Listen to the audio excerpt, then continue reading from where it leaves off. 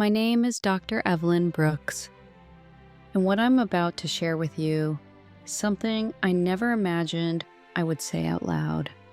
For over 2 decades, I lived in the world of academia, a tenured professor of comparative religion at Harvard University, a respected researcher, a woman of logic, reason, and intellectual discipline.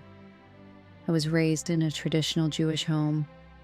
My roots gave me reverence for God, but truthfully, I treated faith like a subject to be studied, not a person to be known. I could quote the Talmud, analyze Christian theology, explain the doctrines of Buddhism and Islam, but in all my knowledge, I didn't know God, not really. In April of 2025, my carefully ordered world was shattered. After months of unexplained fatigue, discomfort in my back and stomach, and growing weakness, I was diagnosed with stage 4 pancreatic cancer. The doctors gave me 3 to 6 months. I'd spent my life dissecting religious thought, preparing lectures on the meaning of suffering. But now, suffering was no longer theory, it was my reality.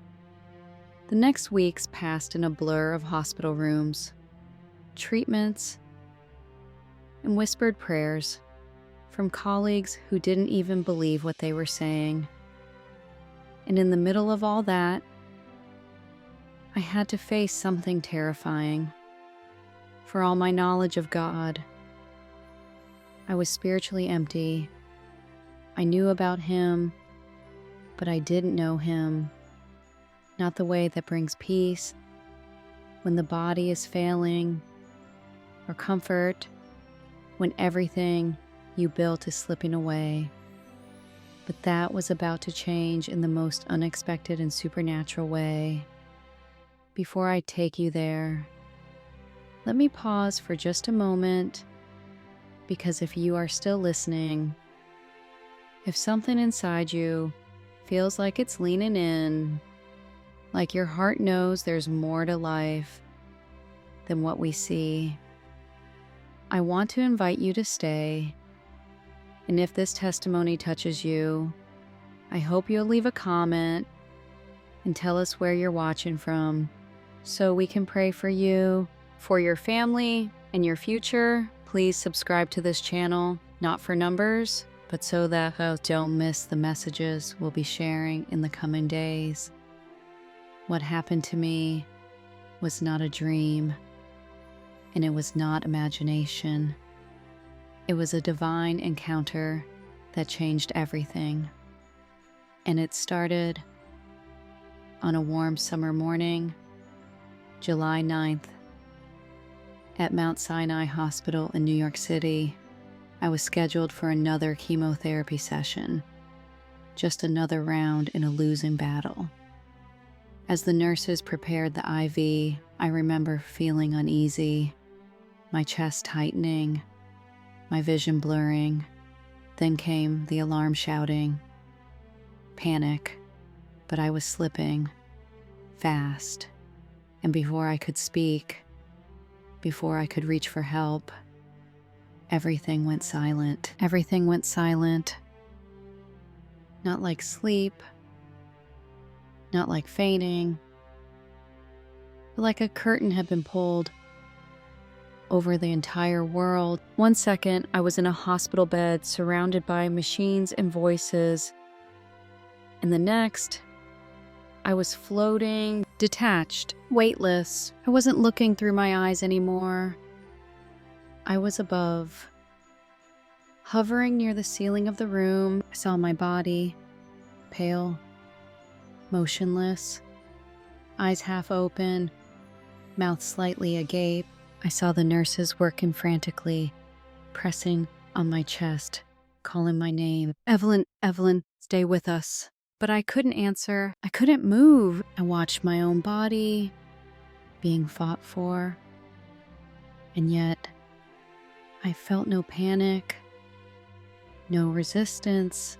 There was a strange calm, like I had shed something heavy, like I had slipped out of an old garment and left it behind. Then I noticed something else. The air around me wasn't just still, it was thick with presence, charged with something I couldn't name, a force that wasn't coming from the machines or the people below. It was coming from somewhere beyond. I felt a pull, gentle but undeniable, like gravity had changed direction, and I moved. I drifted effortlessly through the wall of the hospital room, passed through concrete and steel as if they weren't even real. Suddenly, I was above the city. Manhattan stretched beneath me like a glowing map, but I felt no connection to it. The noise, the traffic, the thousands of lives playing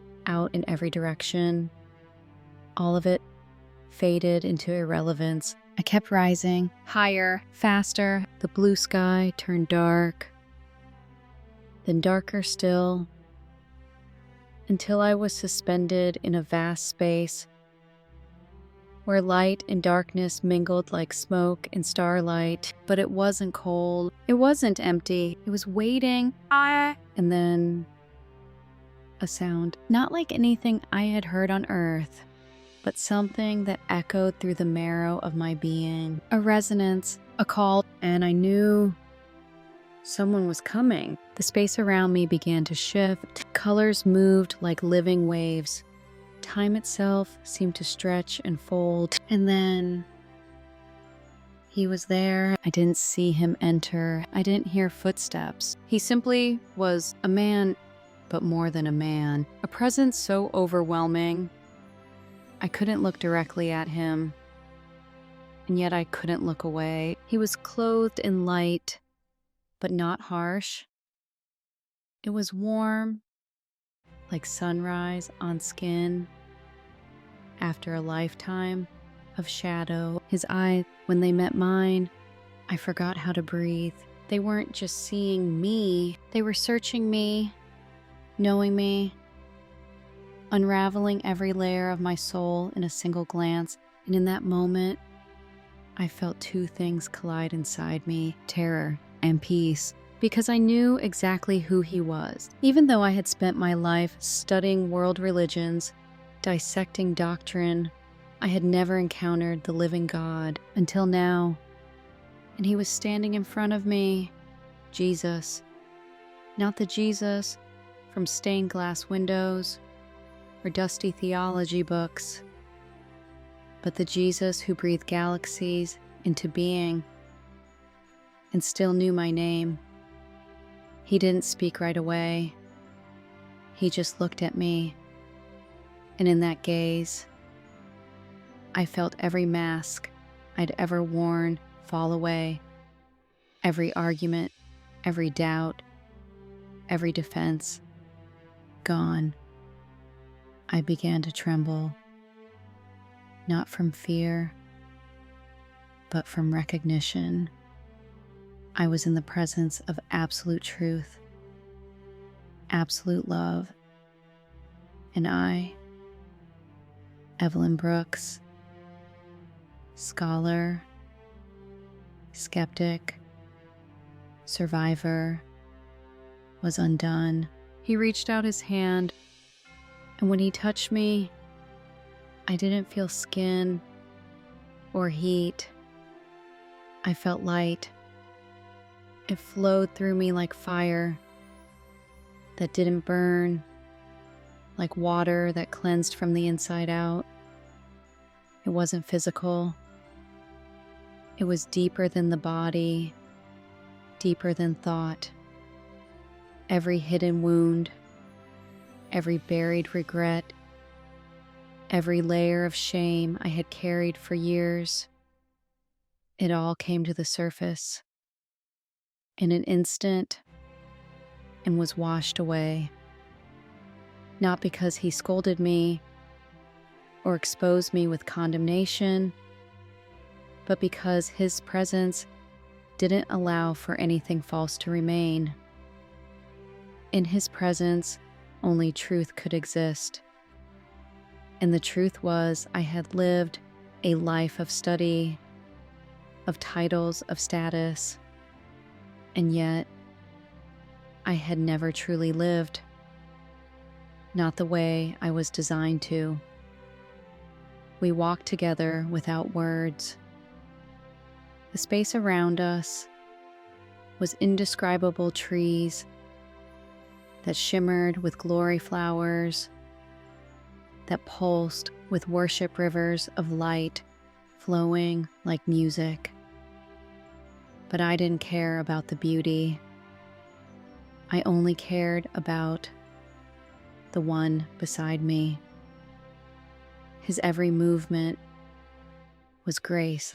His silence spoke more than all the lectures I had ever delivered. Then, without warning, he stopped. The space around us shifted again.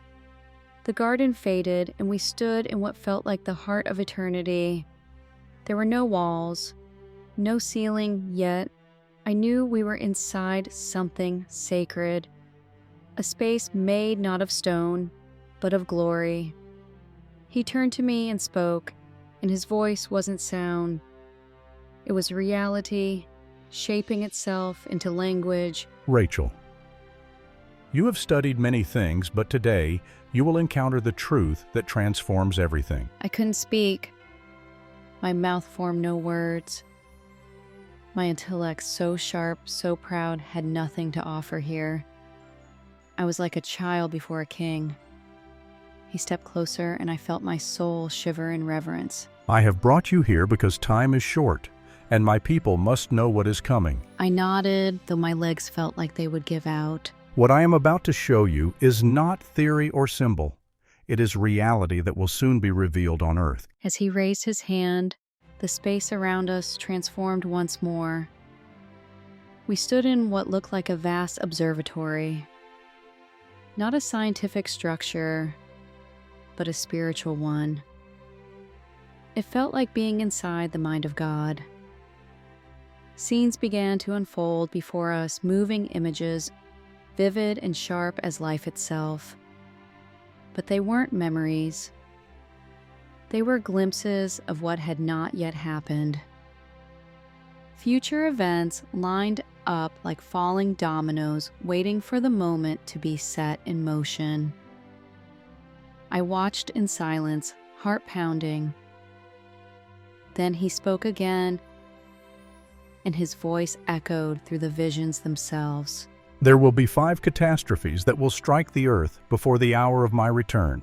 Each will expose the false foundations of humanity and call my people to stand on the rock. He turned to me. These are not possibilities or probabilities. They are certainties. And I believed him, not because I was convinced, but because in his presence, disbelief could not breathe. The first vision came into focus, and I knew everything was about to change. The ground beneath the western United States cracked open like paper. Skyscrapers trembled and oceans pushed inland. The second vision followed dark screens, silent networks, chaos unleashed by invisible hands. Then came the fields. Crops withering not from drought, but from within.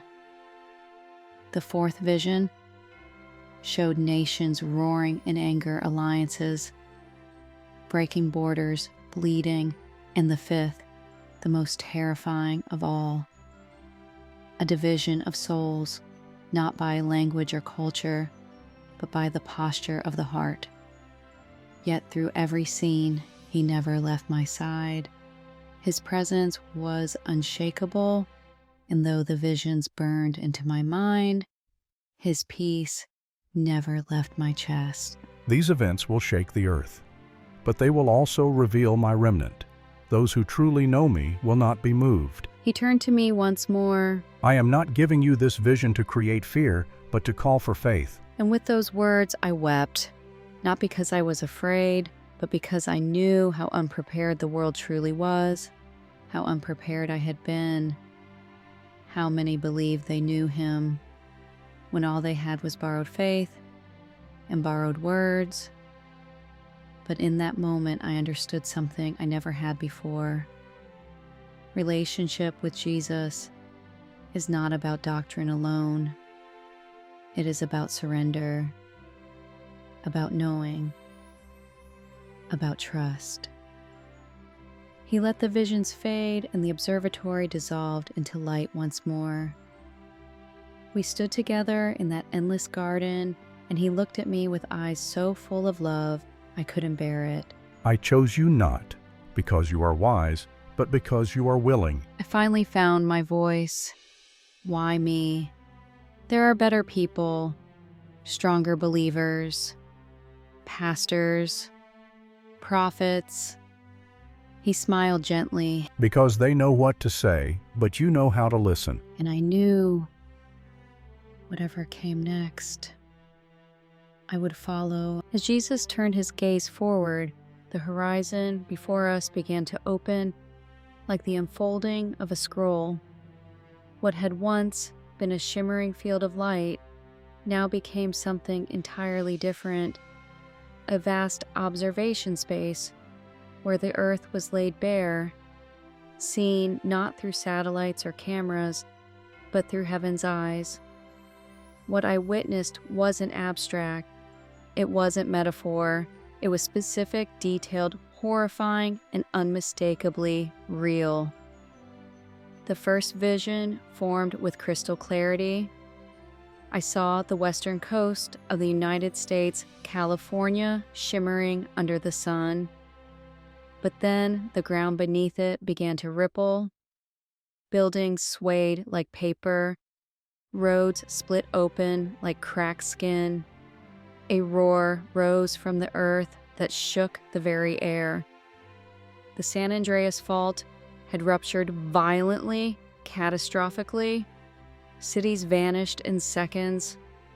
San Francisco, gone. Los Angeles, toppled. The landscape looked like it had been punched from beneath by an invisible fist. This is the first shaking. It will strike what seems strong and reveal what is weak, the foundations of industry, finance, innovation. They will crumble if they are not built on me. I watched as the aftershocks rippled across the economy. Tech companies that once defined the future were reduced to ruins. Banks failed. Stock markets plunged into free fall. Families wandered among collapsed neighborhoods, dazed and afraid. But worse than the economic collapse was the spiritual unraveling. I saw people scream at God in anger. Others fall to their knees and surrender. Churches split in two. Those who truly knew Jesus became shelters of hope, while others, built on comfort and performance, stood empty and hollow. The vision shifted like a lens turning. The second catastrophe unfolded silently, but no less destructively. I saw the servers first, massive data centers glowing with power, blinking with the lifeblood of the digital world. Then, darkness. A coordinated cyber attack brought them down, not just glitches or outages, but a complete severing of global connectivity. This is the second shaking that which they have trusted to guide, to store, to connect, will fail them. Banks locked up, phones died, the internet ceased to exist. But the real damage wasn't the technology, it was the people.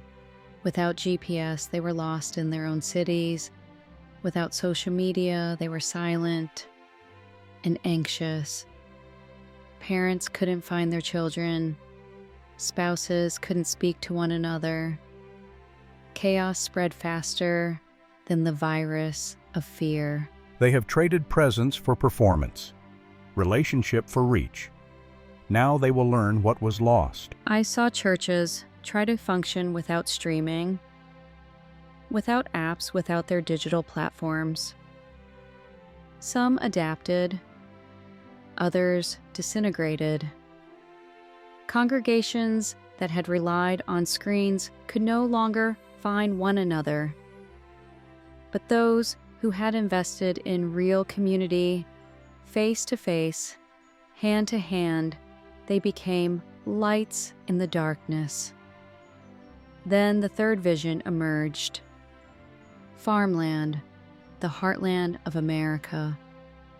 Rows of crops that once fed the world now stood brown and rotting.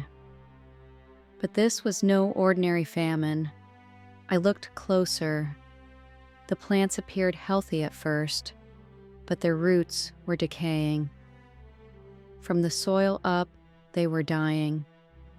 A silent contamination had spread across the fields, through the water, through the ground. This is the third shaking. The earth will no longer bear what has been sown in greed, years of poison. Profit over stewardship will bring a harvest of loss. I saw grocery shelves emptied not by panic buying, but because there was simply no food to place on them. Starvation crept into suburbs and cities alike. Riots erupted. Families wept. Some clung to their neighbors. Others turned on them. But among the fear, I saw something else: small communities, led by humble believers, growing food in backyards, sharing what little they had, praying over seeds, and seeing them multiply. Miraculous provision met impossible need. Then came the fourth vision. The maps blurred, then sharpened again into the shapes of nations. Diplomacy broke down. Allies accused one another. Resources were withheld. Supply lines were cut. Military forces mobilized. Not a world war, but many wars. Regional, sudden, merciless. Leaders fell. Others rose, ruthless, charismatic, filled with promises. But none brought peace. This is the fourth shaking. Nations that have built their security on arms will find them empty. Those who trust in me, not in power, will be my peacemakers. I saw believers crossing borders to bring aid. They didn't wear uniforms, they carried no flags. Yet they moved with authority, reconciling enemies, binding wounds, speaking truth where lies had reigned. And finally, the fifth vision came.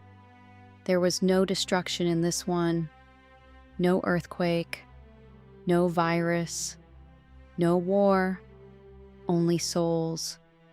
I saw the entire earth divided, not by geography, but by allegiance. Some stood in light faces, lifted weary but faithful. Others stood in shadows, arms crossed, eyes hardened. This is the final shaking, not of earth or systems, but of the soul. There will be no neutral ground they must choose. Light or darkness, truth or comfort. Families were divided, churches split, cities changed in spirit, and yet through it all, Jesus stood unmoving, radiant, waiting, offering mercy even to the last moment. The visions faded, and I stood again beside him, trembling. My life would never be the same, and neither would the world. I stood silent, trembling beneath the weight of what I had just seen. The 5 visions still burned behind my eyes, each one like a stamp on my soul. I could feel their truth, not as distant predictions, but as things already set in motion. I turned to Jesus, my knees weak, my voice barely more than a breath. Why, Lord? Why all of this? He looked at me, not with anger, not even with disappointment, but with a sorrow so deep it nearly shattered me. There was no fury in him, only heartbreak, a sadness born of love.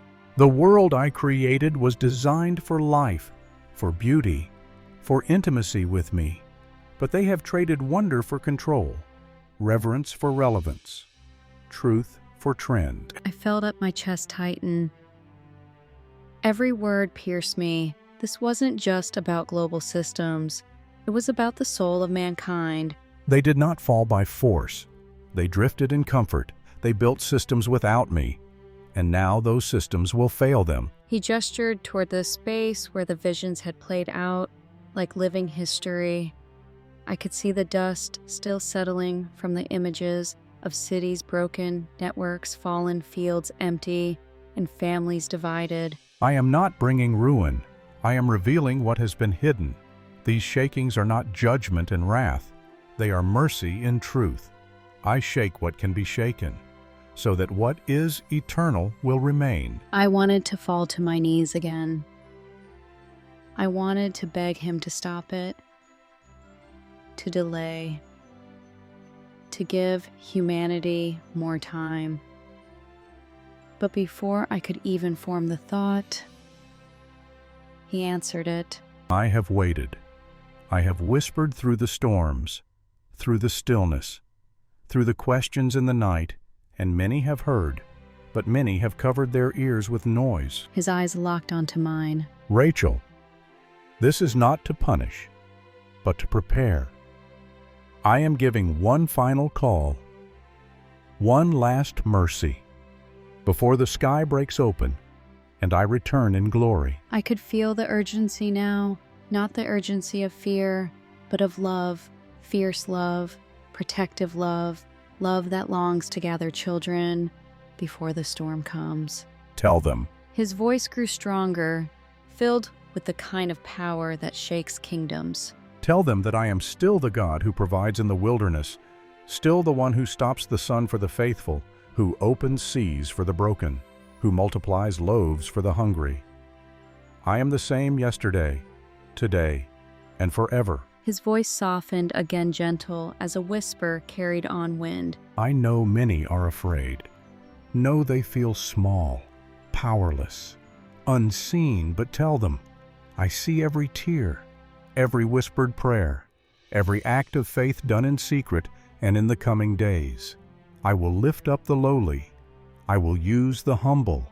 I will walk with the broken. A deep silence settled around us, but it wasn't empty.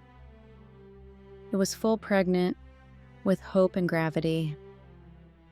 I remembered the faces I'd seen in the visions, the ones clinging to each other, feeding neighbors, praying under stars.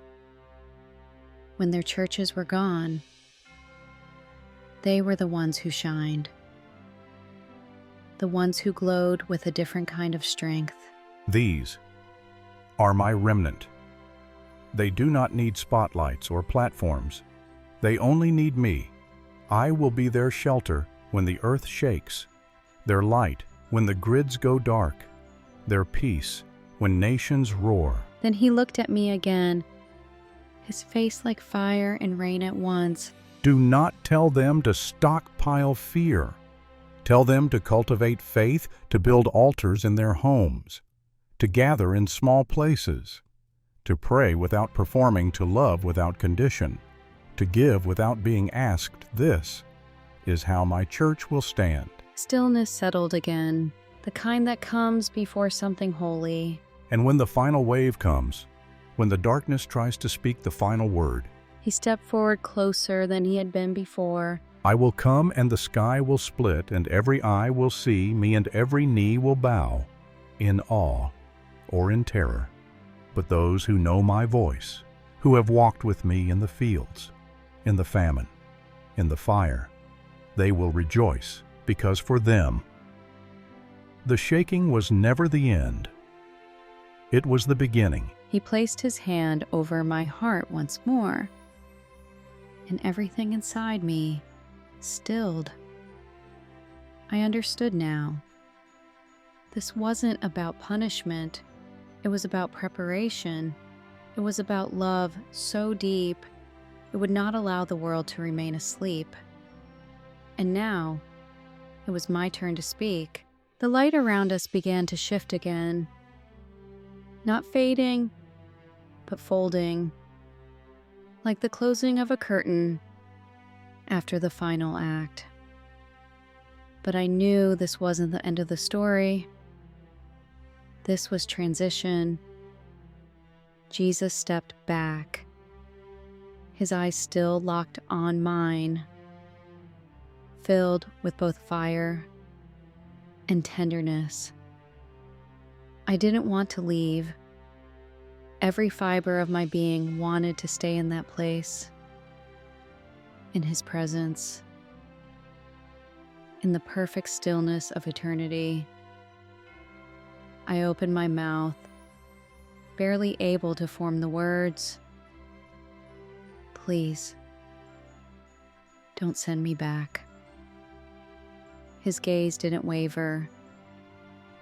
He didn't respond with commands or correction, only with compassion. I know, Evelyn. I know the weight of that world. I know its noise, its pressure, its loneliness. But I am sending you back, not to return to who you were, but to live as who you have become. My heart broke in that moment. I wept, not from pain, but from the ache of leaving home, leaving him, leaving the peace I never knew I needed. But I knew I couldn't stay. I had seen too much, been given too much. I had to speak. I nodded, barely able to lift my head. The garden around us began to dissolve into light, not vanishing, but receding, as if I were being pulled through layers of veils. And then, darkness. Not the same as before. This was the ache of coming back into time, back into weight, back into gravity, then pain. Sudden, jarring, blinding. My body returned like a crashing wave. My lungs seized with fire. My chest burned. I heard alarms shouting. Nurses, doctors. She's back. She's breathing. I opened my eyes. The light above me was sterile, blinding cold. But the sound of my name broke through the fog. Evelyn, Evelyn, my sister's voice. My real earthly sister, standing at the foot of the hospital bed, tears streaming down her face. I was alive. I had been clinically dead for 14 minutes. But now, I was breathing. And everything had changed. The doctors didn't understand it. They ran scans, tests, blood work, over and over, trying to explain why someone with late-stage pancreatic cancer could suddenly stabilize, why organs that should have failed were functioning, why the tumor mass had inexplicably shrunk. They called it spontaneous remission. I knew better. It was a sign,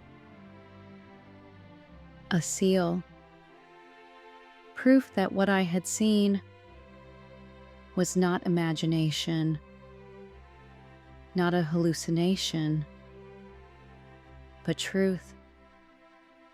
I didn't tell anyone at first. I needed time. I needed quiet. But quiet is hard to find in a hospital full of questions. I left within a week, discharged into a world that no longer felt familiar. I returned to my apartment, my books, my notes, my lectures, all sat where I'd left them. But I couldn't touch them. I couldn't go back to dissecting religion like a subject to master, because now I had stood before the master. Everything felt too loud, too fast. I spent days in silence, remembering every word, every vision, every time Jesus spoke. I wrote them down, every detail, every image, every warning. Not to publish, not yet, just to preserve what had been entrusted to me. Then the calls started coming. News had spread that a tenured Harvard professor had died, come back, and been healed. Reporters wanted interviews. Producers wanted exclusives. You could write a book, they said. A Netflix deal, one man suggested. Let us tell your story, but I said no.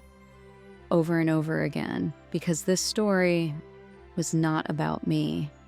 It was about him. And if the spotlight was too bright, I feared it would blur the message.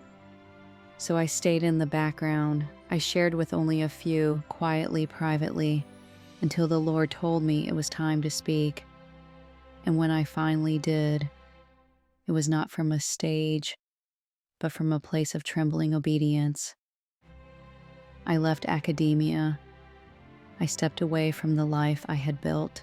I moved in with my sister, and we began rebuilding our relationship. One prayer, one shared meal, one act of grace at a time. I found a local church, small, forgotten by the world, but filled with people who loved Jesus with all their heart. I didn't go to impress or to teach.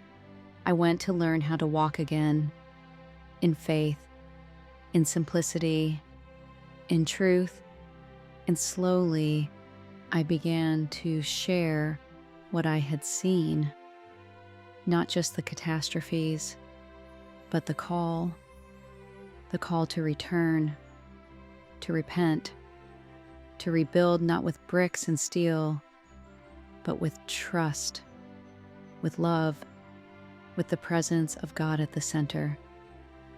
People listened. Some wept, some walked away, but those who stayed, those who heard it deep in their bones, they began to change, and so did I. I wasn't the same woman anymore, not the professor, not the intellectual, not the skeptic. I was Evelyn Brooks, a daughter of the King, a voice crying out in a noisy world, trying to remind people what's real, because I had died and come back, not just to live, but to tell the truth. There are moments in life when the noise stops, when everything you thought mattered suddenly feels small, fragile, hollow. Standing at death's door will do that. But standing in front of Jesus, being known and loved by Him, that rewrites everything.